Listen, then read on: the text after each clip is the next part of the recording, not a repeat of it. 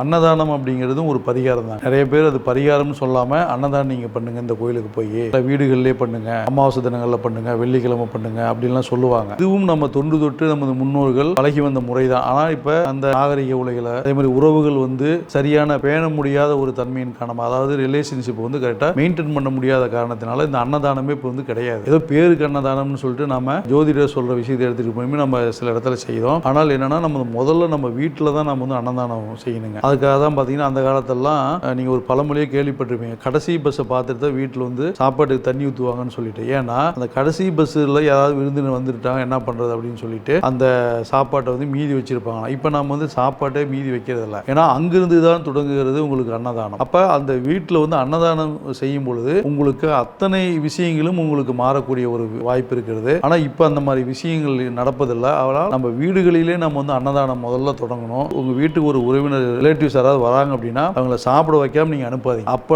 அது செஞ்சீங்களாவே உங்களுக்கு அந்த அன்னதானத்துடைய மகிமை உங்களுக்கு புரியும். அப்போ அதனுடைய பலன்களை நீங்கள் அனுபவிப்பீர்கள்.